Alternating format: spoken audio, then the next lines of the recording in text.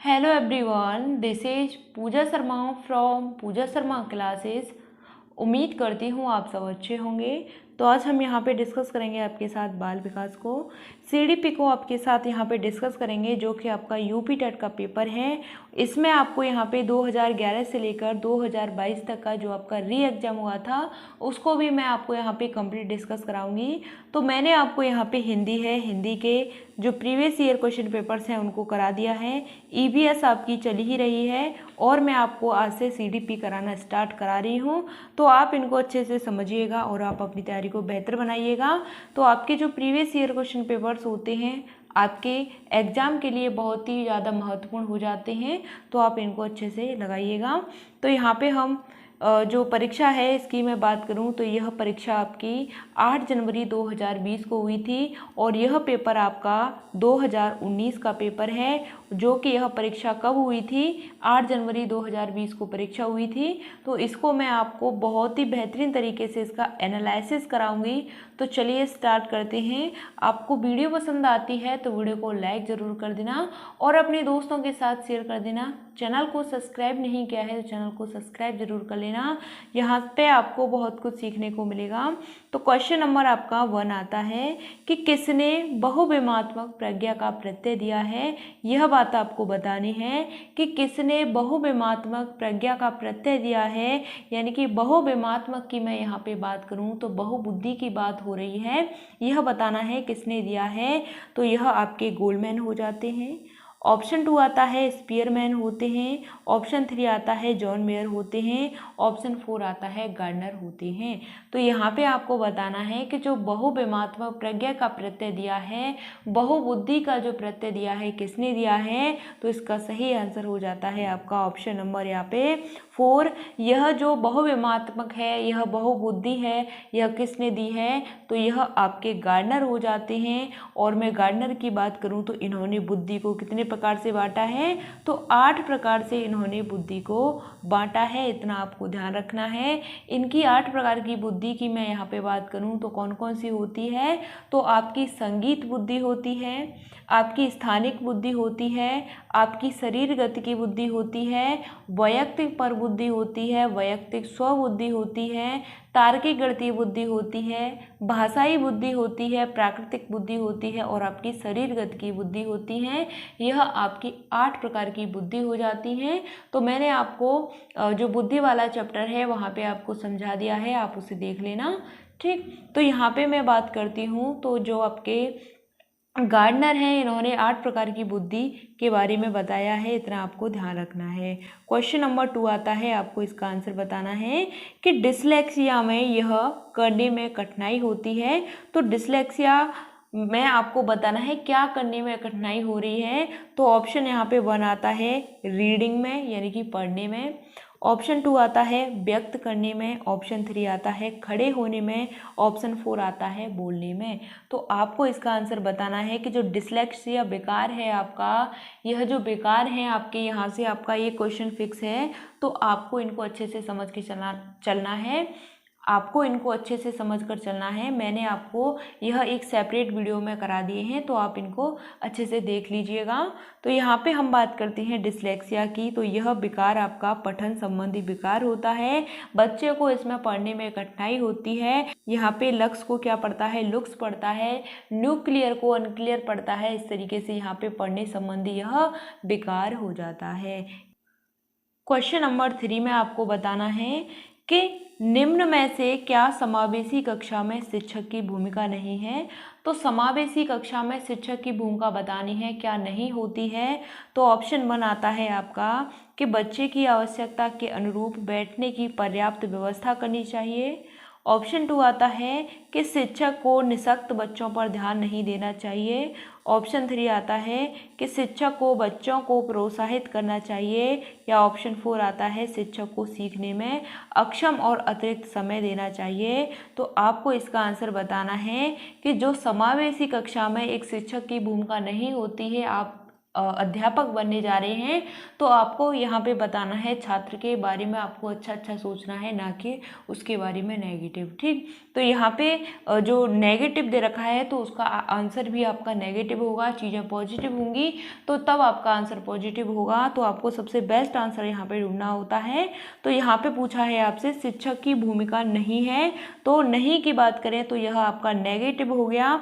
तो इसका सही आंसर हो जाता है आपका ऑप्शन नंबर 2 कि शिक्षक को निःशक्त बच्चों पर ध्यान नहीं देना चाहिए। यह बात आपकी यहाँ पे गलत हो जाती है, इसलिए आपका आंसर यहाँ पे यह सही हो जाता है। ऑप्शन नंबर 2 सही आंसर हो जाता है। हमें इस तरीके से बच्चों के साथ नहीं करना चाहिए, क्योंकि यहाँ पे एक शिक्षक की यह भूमिका नहीं होती है। तो ऑप्शन नंबर 2 आपका यहाँ पे सही आंसर हो जाता है। क्वेश्चन नंबर 4 आता है, आपको यहाँ पे बताना है कि जो कक्षा में छात्रों को प्रश्न पूछने के लिए क्या करना चाहिए। कक्षा में छात्रों को प्रश्न पूछने के लिए क्या करना चाहिए, तो यहाँ पे बच्चों को हतोत्साहित करना चाहिए, या फिर प्रेरित करना चाहिए, या रोक देना चाहिए, या फिर अनुमति नहीं देनी चाहिए। तो कक्षा में छात्रों को पूछने के लिए क्या करना चाहिए, तो इसका सही आंसर होता है यहाँ पे आपका बच्चों को क्या करना चाहिए। तो यहाँ पे इसका सही आंसर ऑप्शन नंबर 2 हो जाता है। तो यहाँ पे बच्चों को प्रेरित करना चाहिए,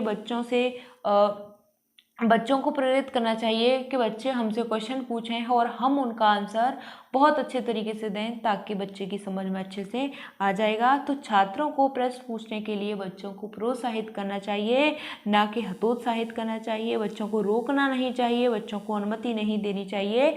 यह आपके टीचर की एक अच्छी भूमिका नहीं होती है, यह एक टीचर की अच्छी भूमिका नहीं है। तो आपको क्या करना है, एक अच्छा टीचर बनना है, बच्चे के बारे में अच्छा सोचना है और बच्चे को अच्छे तरीके से चीज़ों को समझाना है। ठीक, तो यहाँ पे ऑप्शन 2 सही आंसर होता है कि बच्चों को हमें प्रश्न पूछने के लिए प्रेरित करना चाहिए।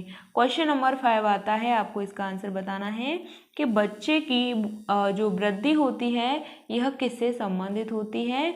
तो वृद्धि के बारे में बताना है कि जो बच्चे की वृद्धि होती है किससे संबंधित होती है। तो यह आपकी फिजिकल डेवलपमेंट से, यानी कि जो शरीर का विकास होता है इससे जो वृद्धि है संबंधित है, या फिर आपका सामाजिक विकास से, या फिर आपका भावात्मक विकास से, या फिर आपका यहाँ पे नैतिक विकास से। तो जो बच्चे की वृद्धि होती है उसके बारे में बताना है। तो वृद्धि हमारी कैसे होती है, तो यह आपकी शरीर के विकास से होती है, फिजिकल डेवलपमेंट के माध्यम से हमारी जो वृद्धि है वह होती है, ग्रोथ होती है। इतना आपको यहाँ पे ध्यान रखना है। तो क्वेश्चन नंबर 5 का सही आंसर ऑप्शन नंबर 1 होता है। यहाँ पे सामाजिक विकास गलत हो जाता है, भावात्मक नहीं होता, नैतिक विकास नहीं होता। और नैतिक विकास की मैं बात करूँ तो इसके जो इन्होंने जो नैतिक विकास दिया है वह कौन हो जाते हैं, तो कोहल वर्ग हो जाते हैं। कोहल वर्ग हो जाते हैं, कोहल वर्ग हो जाते हैं। इतना आपको यहाँ पे ध्यान रखना है। और सामाजिक विकास की मैं यहाँ पे बात करूँ तो कौन हो जाते हैं, वाइगोत्स्की हो जाते हैं। ठीक, वाइगोत्स्की हो जाते हैं। इतना आपको यहाँ पे ध्यान रखना है। यह आपके सामाजिक विकास के लिए जाने जाते हैं, नैतिक विकास के लिए आपके कोहल वर्ग जाने जाते हैं। क्वेश्चन नंबर 6 आता है, यहाँ पे बताना है कि मानव विकास का प्रारंभ होता है। तो मानव विकास का प्रारंभ कहाँ से होता है, कैसे होता है, तो यह आपका गर्भावस्था से होता है, पूर्व बाल्यावस्था से होता है, उत्तर बाल्यावस्था से होता है, या फिर आपका शैशवावस्था से होता है। तो मानव विकास का प्रारंभ कौन सी अवस्था से होता है, तो इसका सही आंसर है आपका ऑप्शन नंबर 1, यह आपका गर्भावस्था से होता है। मानव का जो विकास होता है गर्भावस्था से होता है, इतना आपको यहाँ पे ध्यान रखना है। क्वेश्चन नंबर आपका नेक्स्ट आता है, जो विकास है आपका गर्भ से लेकर और यह मृत्यु तक चलता है, यानी कि जीवन पर्यंत यह विकास चलता रहता है। क्वेश्चन नंबर 7 आता है, यहाँ पे यह आपको पुस्तक दे रखी है, इसमें बताना है द कंडीशंस ऑफ लर्निंग पुस्तक के लेखक हैं। द कंडीशंस ऑफ लर्निंग पुस्तक के लेखक कौन हो जाते हैं, तो यहाँ पे थार्नडाइक होते हैं, स्किनर होते हैं, यहाँ पे गैनी है, RM गैनी होते हैं, या फिर आपके पावलोव हो जाते हैं। द कंडीशंस ऑफ लर्निंग पुस्तक के लेखक कौन हो जाते हैं, तो वह आपके यहाँ पे RM गैनी हो जाते हैं। इतना आपको यहाँ पे ध्यान रखना है। यह आपके गहने हो जाते हैं, इतना आपको यहाँ पे ध्यान रखना है, RM गहने हो जाते हैं। और मैं यहाँ पे बात करूँ थार्नडाइक की, तो यह किसके लिए जाने जाते हैं, तो यह एक पशु मनोवैज्ञानिक हैं। कौन है, पशु मनोवैज्ञानिक हैं। और आपको यहाँ पे ध्यान रखना है, तो यह जो थार्नडाइक हैं इन्होंने अपने 2 नियम दिए हैं, और 2 नियम में पहला आता है इनका मुख्य नियम और दूसरा आता है इनका गौड़ नियम। ठीक, मुख्य नियम आता है, गौड़ नियम आता है। मुख्य नियम में इनके 3 नियम हो जाते हैं और इनके गौड़ नियम में इनके 5 नियम हो जाते हैं। इतना आपको यहाँ पे ध्यान रखना है। पावलोव की मैं यहाँ पे बात करूँ तो इन्होंने कुत्ते पर प्रयोग किया था, कुत्ता पर प्रयोग किया था। और थार्नडाइक ने किस पर किया था, इन्होंने बिल्ली पर प्रयोग किया था। इतना आपको यहाँ पे ध्यान रखना है। स्किनर की मैं बात करूँ तो इन्होंने चूहे पर प्रयोग किया था और साथ ही साथ इन्होंने कबूतर पर भी प्रयोग किया था। यहाँ तक बात क्लियर। चलिए क्वेश्चन नंबर आपका 8 आता है, आपको इसका आंसर बताना है। यहाँ पे बताना है कि जो किशोरावस्था है बड़े संघर्ष, तनाव, हमला व विरोध की अवस्था है, यह कथन किसका है। तो यह बात किसने कही है कि जो आपकी किशोरावस्था है बहुत ही संघर्ष, तनाव, तूफान, हमला की अवस्था हो जाती है।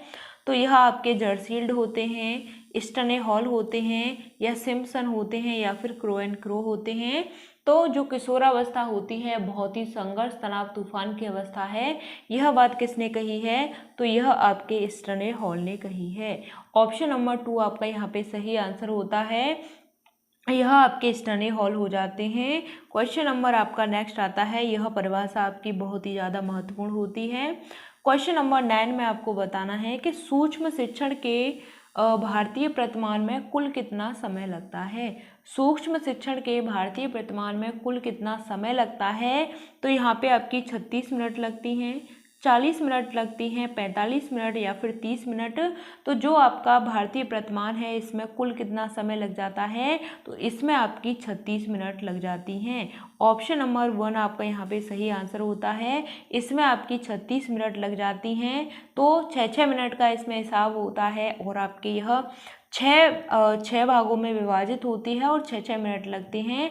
तो सबसे पहले मैं यहाँ पे बात करूँ तो यहाँ पे पाठ योजना का निर्माण होता है 6 मिनट में, फिर शिक्षण होता है, यानी सारे जो प्रतिमान हैं आपके 6-6 मिनट के होते हैं। तो पाठ योजना का निर्माण होता है, फिर शिक्षण होता है, फिर प्रतिपुष्टि होती है, फिर उसके बाद में दोबारा से पाठ योजना का निर्माण होता है, फिर पुनः दोबारा से शिक्षण होता है और फिर क्या होती है, दोबारा से प्रतिपुष्टि होती है। इस तरीके से आपके यहाँ पे कितने मिनट लग जाते हैं, 36 मिनट लग जाते हैं। 6 आपकी यहाँ पे यह 6 भागों में विभाजित है और 36 मिनट आपकी हो जाती हैं। क्वेश्चन नंबर 10 आता है, यहाँ पे यह कथन दे रखा है, बताना है आपको, बहुत ही महत्वपूर्ण कथन हो जाता है कि सीखने का पठार सीखने की प्रक्रिया के मुख्य है। सीखने का पठार सीखने की प्रक्रिया के मुख्य है, जो उस स्थिति को प्रकट करते हैं जिसमें सीखने की प्रक्रिया में कोई उन्नति नहीं होती। यह कथन किसका है, तो यह बात आपको यहाँ पे बतानी है। तो यह कथन गेट्स व अन्य का है, यह कथन आपका हॉलिंगवर्थ का है, यह कथन रॉस का है या फिर स्किनर का है। तो क्वेश्चन नंबर 10 का सही आंसर आपको यहाँ पे बताना है। तो यह कथन किसका हो जाता है, तो इसका सही आंसर होता है आपका यहाँ पे, यह कथन आपका रॉस का हो जाता है। रॉस का कहना है कि सीखने का पठार सीखने की प्रक्रिया के मुख्य है और जो उस स्थिति को प्रकट करते हैं जिसमें सीखने की प्रक्रिया में कोई उन्नति नहीं होती। यह बात किसने कही है, तो यह बात आपकी रॉस ने कही है। इतना आपको यहाँ पे ध्यान रखना है। यहाँ तक बात क्लियर। चलिए क्वेश्चन नंबर आपका यहाँ पे 11 आता है, इसका आंसर बताना है कि यदि शिक्षक कक्षा में एक छात्र को समस्यात्मक बालक के रूप में पाता है तो उसे बच्चे को दंड देना चाहिए। यानी कि एक शिक्षक है, कक्षा में एक छात्र को समस्यात्मक बालक के रूप में पाता है, बच्चा परेशान है, समस्या से ग्रसित है, तो आपको क्या करना चाहिए, आप टीचर होने के नाते आप उस बच्चे के लिए क्या करेंगे, तो उस बच्चे को दंड देना चाहिए, यानी बच्चे को आप दंड देंगे। या ऑप्शन 2 आता है बच्चे को नज़रअंदाज कर देना चाहिए। ऑप्शन 3 आता है कि बच्चे को परामर्श देना चाहिए। या ऑप्शन 4 आता है तत्काल वापस घर भेज देना चाहिए। तो एक बच्चा है वह समस्या से ग्रसित है और आप अध्यापक हैं तो उस बच्चे के लिए क्या करेंगे, तो यहाँ पे आपको बताना है। तो बच्चे को हम दंड देंगे एक शिक्षक होने के नाते, तो यह बात बिल्कुल आपकी गलत हो जाती है।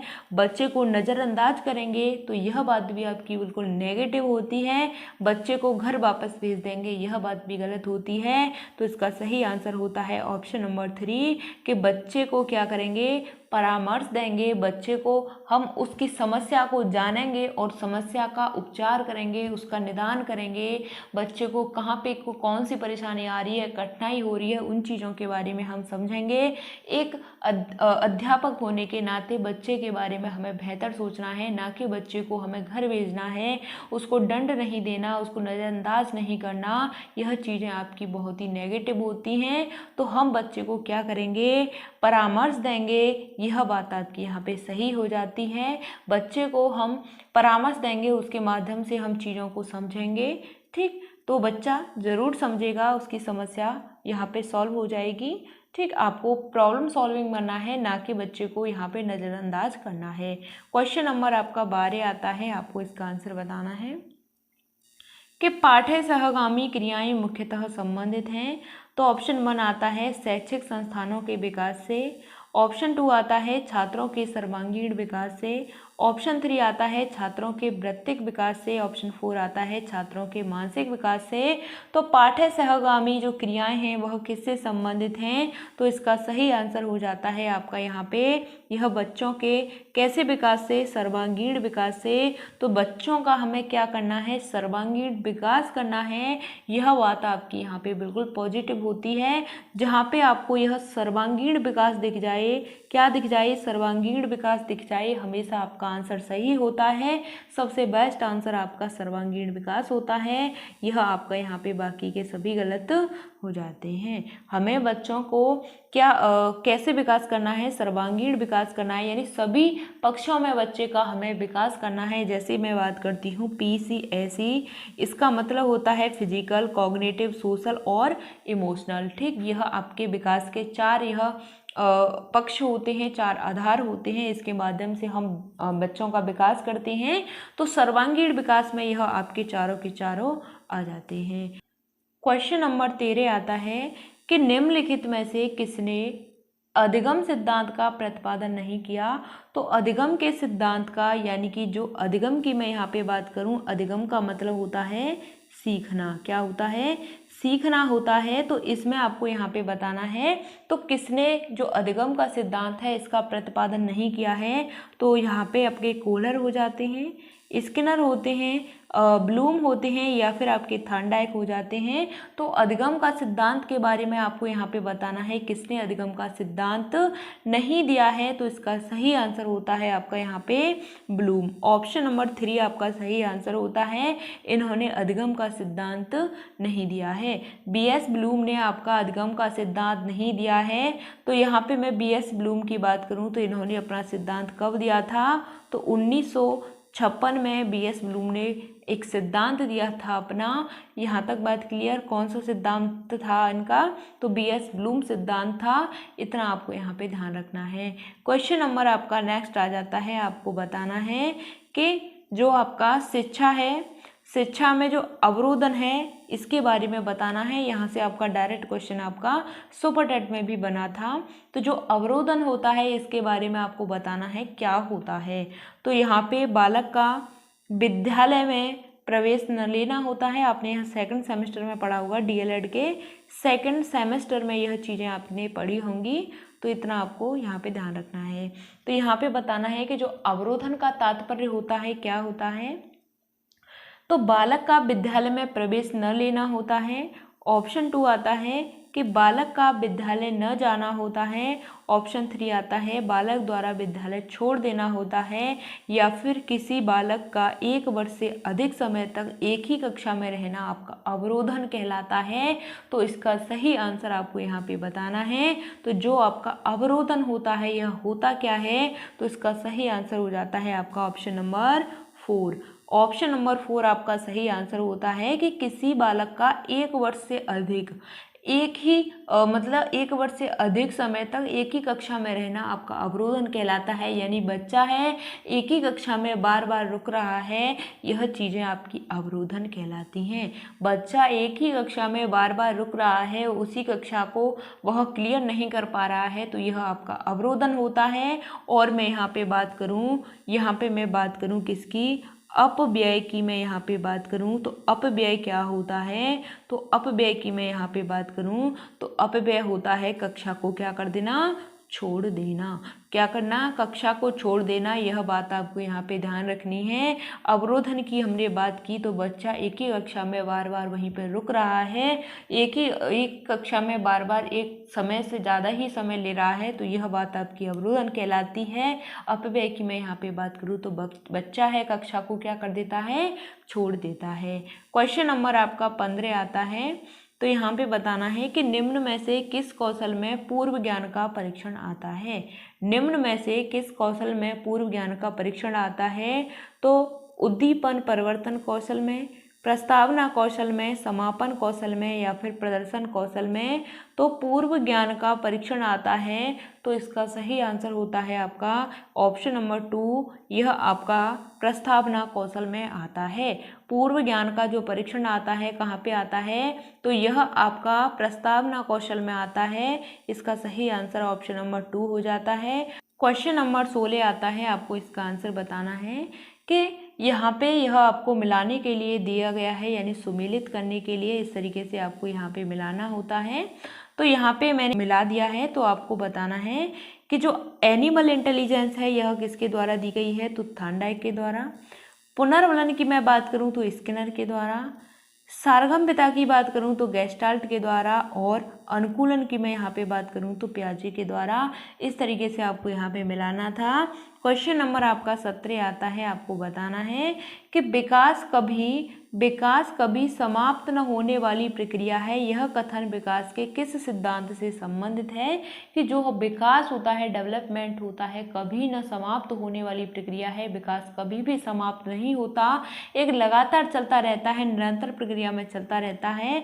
तो यहाँ पे बताना है कौन सा सिद्धांत वह हो जाता है, तो यहाँ पे आपका अंतःक्रिया का सिद्धांत होता है, एकीकरण का सिद्धांत होता है, या फिर अंतः संबंध का सिद्धांत होता है, या फिर निरंतरता का सिद्धांत होता है। तो क्वेश्चन नंबर 17 का सही आंसर होता है आपका ऑप्शन नंबर 4। यह आपका कैसी प्रक्रिया है, कंटिन्यूअस चलने वाली प्रक्रिया है, यानी कि निरंतर चलने वाली प्रक्रिया है। तो ऑप्शन नंबर यहाँ पे आपका 4 सही आंसर हो जाता है। यहाँ तक बात क्लियर, विकास हमारा कभी भी समाप्त नहीं होता, यह निरंतर चलने वाली प्रक्रिया होती है। जन्म से लेकर मृत्यु तक यह विकास चलता रहता है, किसी न किसी पक्ष में यह विकास आपका चलता ही रहता है। क्वेश्चन नंबर 18 आता है कि यहाँ पे बताना है कि संविधान के किस संशोधन में शिक्षा एक मौलिक अधिकार बन गई है।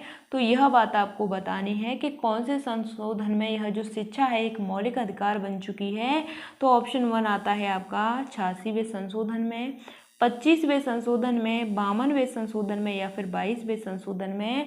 तो यह जो शिक्षा है एक मौलिक अधिकार बन चुकी है, तो यह आपका कौन से संशोधन में कहा गया है, तो यह आपका 86वें संशोधन में कहा गया है। ऑप्शन नंबर 1 आपका यहाँ पे सही आंसर हो जाता है।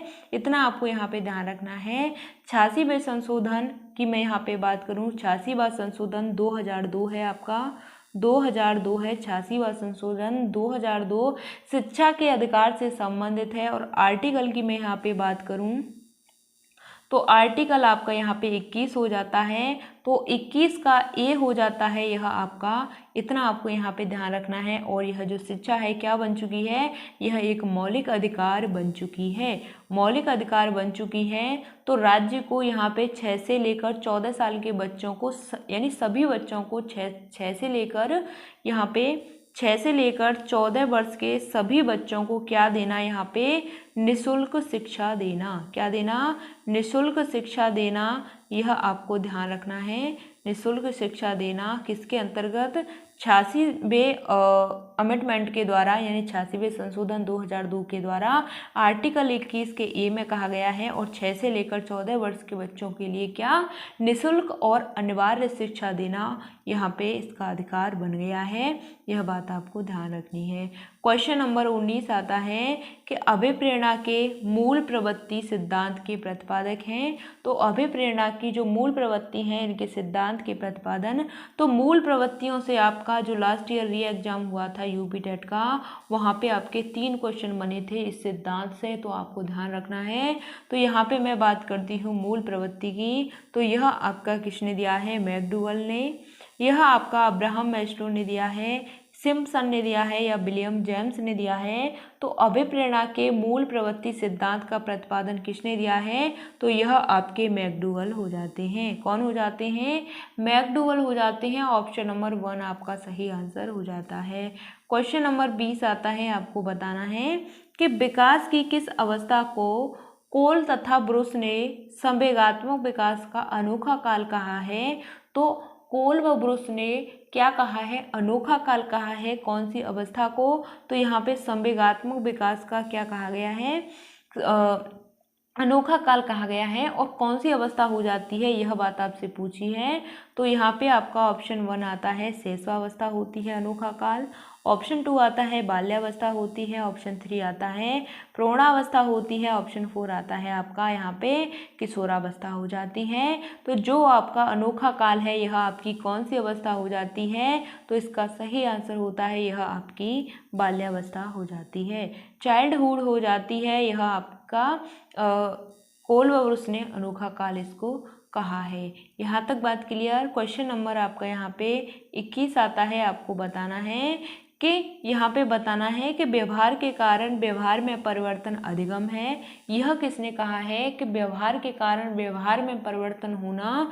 तो यह वुडवर्थ का कहना है, गिलफोर्ड का कहना है, स्किनर का कहना है या फिर क्रू एंड क्रो का कहना है कि व्यवहार के द्वारा व्यवहार में क्या होता है? परिवर्तन होता है। यह बात किसने कही है? तो यह बात आपकी गिलफोर्ड ने कही है। और वुडवर्थ ने क्या कहा है कि बुद्धि क्या है? कार्य करने की योग्यता है। यहाँ पे गिलफोर्ड ने कहा है कि बुद्धि क्या है? बुद्धि कार्य करने की योग्यता है। बुद्धि क्या है? बुद्धि कार्य करने की योग्यता है, कार्य करने की योग्यता है। इतना आपको यहाँ पे ध्यान रखना है। यह किसने कहा है? यह कहा है आपका यहाँ पे वुडवर्थ ने। बुद्धि कार्य करने की योग्यता है, वुडवर्थ ने कहा है। और व्यवहार के द्वारा व्यवहार में परिवर्तन होना, यह गिलफोर्ड ने कहा है। क्वेश्चन नंबर आपका 22 आता है। यहाँ पे भी आपको इस तरीके से सूची दे रखी है और यह आपको यहाँ पे मिलानी है। तो यहाँ पे मैंने जो सूची है वह मिला दी है। तो ब्रूनर की बात की गई तो यह आपका संप्रत्यय उपलब्धि शिक्षण प्रतिमान दिया था। आसुबेल की बात करूं तो अग्रिम संगठक शिक्षण प्रतिमान है। ग्लेजर की बात करूं तो बुनियादी शिक्षण प्रतिमान है। गार्डन की बात करूं तो साइनेटिक्स शिक्षण प्रतिमान इनका हो जाता है। इस तरीके से आपको यहाँ पे मिलाना था। तो सूची वाले आपके यहाँ पे आपने देखा 2 क्वेश्चन बन गए, ठीक। तो आपको इस तरीके से भी क्वेश्चन घुमा के दे सकता है पूछने के लिए। आगे बढ़ते हैं। क्वेश्चन नंबर आपका 23 आता है कि समस्या समाधान का जो प्रथम चरण होता है वह आपको बताना है। तो समस्या समाधान का जो प्रथम चरण होता है क्या होता है? तो आंकड़ा संग्रहण होता है। ऑप्शन 2 आता है, समस्या की पहचान करना होता है या फिर परिकल्पना की परीक्षण होता है। या ऑप्शन 4 आता है, परिकल्पना का निर्माण करना होता है। तो समस्या समाधान का जो प्रथम चरण होता है वह क्या होता है? तो यहाँ पे हम प्रथम चरण की बात करते हैं। तो सबसे पहले हम क्या करेंगे? समस्या की पहचान करेंगे। समस्या की पहचान करेंगे तभी हम वहाँ पे चीज़ों को समझ सकते हैं। तो आंकड़ा संग्रहण, परिकल्पना परीक्षण, परिकल्पना का निर्माण, यह गलत हो जाते हैं क्योंकि यहाँ पे हमसे क्या पूछा है? प्रथम चरण पूछा है। तो प्रथम चरण में समस्या की हम क्या करेंगे? पहचान करेंगे। क्वेश्चन नंबर 24 आता है। यहाँ पे बताना है कि बालकों का अधिगम सर्वाधिक प्रभावशाली होगा जब, बालकों का अधिगम यानी बच्चे जब अच्छे तरीके से सीखेंगे। कब सीखेंगे? प्रभावशाली तरीके से। तो ऑप्शन 1 आता है आपका कि पढ़ने लिखने व गणितीय कुशलताओं पर ही बल होगा। ऑप्शन 2 आता है कि बालकों का संज्ञानात्मक मनोचालक पक्षों का विकास होगा, यानी कि भावात्मक और जो संज्ञानात्मक मनोचालात्मक जो पक्ष होते हैं, यानी इन तीनों पक्ष में आपका यहाँ पे विकास होगा, तब बच्चे अच्छी तरीके से सीखेंगे। या फिर आपका शिक्षण व्यवस्था अधिकारवादी होगी, या ऑप्शन 4 आता है कि शिक्षक अधिगम प्रक्रिया में आगे होकर बालकों को निष्क्रिय रखेगा। तो यहाँ पे आपको इसका आंसर बताना है। तो क्वेश्चन नंबर 24 का सही आंसर है यहाँ पे ऑप्शन नंबर 2 कि बच्चों का क्या करना? संज्ञानात्मक, मनोचालात्मक और भावात्मक विकास, बच्चों का इन तीनों पक्ष में विकास होगा, यानी कि कॉग्निटिव, अफेक्टिव और साइकोमोटर, ठीक, डोमेन। यह आपका इन तीनों पक्षों में आपका विकास होता है। यह आपका यहाँ पे सही आंसर हो जाता है। क्वेश्चन नंबर आपका यहाँ पे 25 आता है, आपको इसका आंसर बताना है। स्मृति स्तर एवं बौद्ध स्तर के शिक्षण प्रतिमान की संरचना में कौन सा सोपान उभयनिष्ठ है? यह बात बतानी है। तो यह सामान्यीकरण है, अन्वेषण है, प्रस्तुतिकरण है, या फिर तैयारी है। तो यहाँ पे बताना है कि जो स्मृति स्तर है क्या है? स्मृति स्तर है, और आपका क्या है?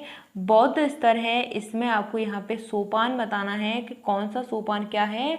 उभयनिष्ठ है। तो इसका सही आंसर आपको यहाँ पे बताना है। क्वेश्चन नंबर 25 का सही आंसर आपका यहाँ पे ऑप्शन नंबर 3 हो जाता है। यह आपका क्या होता है? प्रस्तुतिकरण होता है। यह प्रस्तुतिकरण होता है। ऑप्शन नंबर 3 आपका सही आंसर है। क्वेश्चन नंबर 26 आता है कि निम्न में से किस सिद्धांत को पुनर्वलन का सिद्धांत भी कहते हैं? कौन से सिद्धांत को हम पुनर्वलन का सिद्धांत कहते हैं? यह बात आपको यहाँ पे बतानी है। तो शास्त्रीय अनुबंधन के सिद्धांत को कहते हैं, उद्दीपक अनुक्रिया के सिद्धांत को कहते हैं, सूझ के सिद्धांत को कहते हैं, या फिर क्रिया प्रसूत अनुबंधन के सिद्धांत को कहते हैं। तो जो आपका पुनर्वलन का सिद्धांत है, किसका सिद्धांत है? पुनर्वलन का सिद्धांत है। तो यह आपका किसके द्वारा दिया गया था? तो यह आपका CL हल के द्वारा दिया गया था। और मैं यहाँ पे बात करूँ तो यह आपका ऑपरेंट कंडीशनर थ्योरी होती है, यानी कि क्रिया प्रसूत अनुबंधन का सिद्धांत होता है। यहाँ तक बात क्लियर।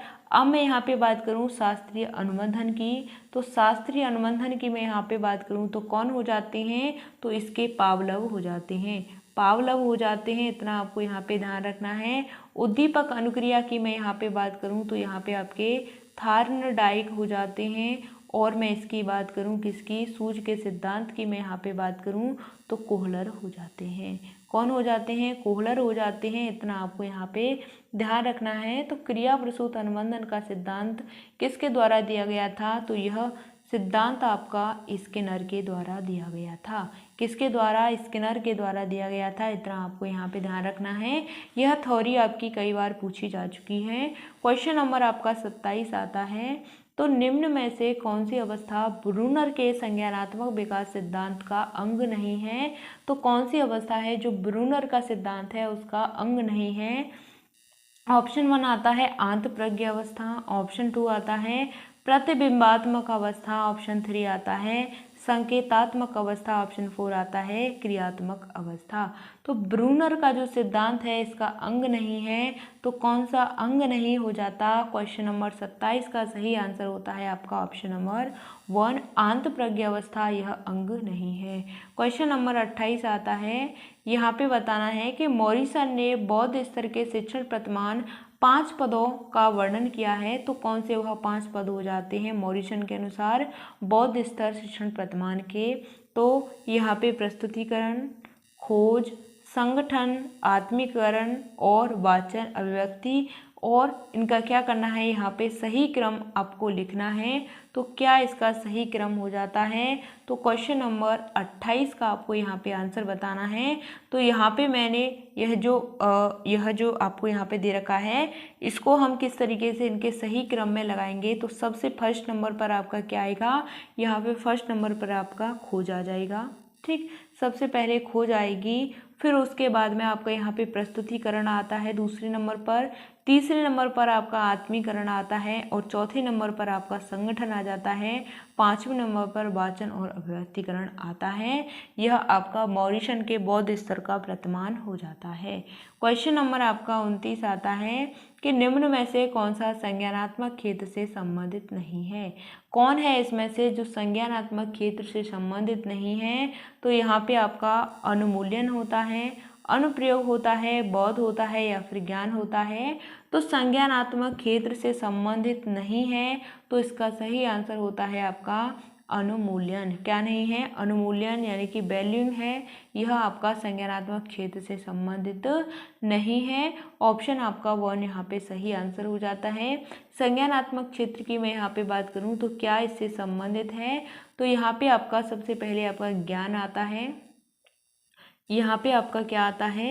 ज्ञान आता है, ज्ञान आता है। फिर उसके बाद में बोध आता है, ज्ञान, बोध। फिर आपका अनुप्रयोग आता है, अनुप्रयोग। अनुप्रयोग के बाद में आपका यहाँ पे विश्लेषण आता है, विश्लेषण आता है। फिर नेक्स्ट हम बात करते हैं, आपका यहाँ पे संश्लेषण आता है, संश्लेषण आता है। फिर हम नेक्स्ट बात करते हैं तो यहाँ पे आपका मूल्यांकन आता है। क्या आता है? मूल्यांकन आता है। इतना आपको यहाँ पे ध्यान रखना है। यह आपके ज्ञान, बोध, अनुप्रयोग, विश्लेषण, संश्लेषण और मूल्यांकन, यह आपके 6 स्तर हो जाते हैं। तो यही इनका क्रम है, ज्ञान, बोध, अनुप्रयोग, विश्लेषण, संश्लेषण और मूल्यांकन। ठीक, तो यहाँ पे आपका ऑप्शन 1 सही आंसर होता है। क्वेश्चन नंबर 30 आता है, आपका लास्ट क्वेश्चन है। तो निम्न में से कौन सा अधिगम वक्र नहीं है? अधिगम का वक्र नहीं है, तो अधिगम के आपके कितने वक्र होते हैं? तो अधिगम के आपके 3 वक्र हो जाते हैं। सीखने के आपके 3 वक्र होते हैं। तो कौन कौन सा वक्र होता है यहाँ पे हमको समझना है। तो नतोदर होता है, मिश्रित होता है, लंबवत होता है या फिर उन्नतोदर होता है। तो इसमें आपको यहाँ पे बताना है कौन सा नहीं है। तो मैंने आपको वक्र को करा दिया है, आप देख लेना। मैंने क्लासेस भी आपको बिल्कुल आपके टॉपिक यानी कि जो सिलेबस है उसी के अकॉर्डिंग क्लासेस कराई हैं, आप उनको देखिएगा। तो यहाँ पे आपको बताना है कि कौन सा आपका वक्र नहीं है। तो इसका सही आंसर होता है ऑप्शन नंबर 3, जो आपका लंबवत है यानी कि लॉन्गिट्यूडनल है, लंबवत है, यह आपका वक्र नहीं हो जाता। तो ऑप्शन नंबर यहाँ पे 3 सही आंसर है। ठीक, तो आपका नतोदर होता है, मिश्रित होता है और आपका उत्तल होता है, यह 3 आपके वक्र हो जाते हैं। यहाँ तक बात क्लियर? आपको वीडियो पसंद आती है तो वीडियो को लाइक कर देना और अपने दोस्तों के साथ शेयर कर देना। चैनल को सब्सक्राइब नहीं किया है तो चैनल को सब्सक्राइब जरूर कर लेना। तो मिलते हैं फिर आपको आगे की नेक्स्ट वीडियो में। अगर आपका कोई भी डाउट होता है तो आप कमेंट के माध्यम से हमसे पूछ सकते हैं। तो चलिए, थैंक्स फॉर वॉचिंग। जय हिंद, वंदे मातरम।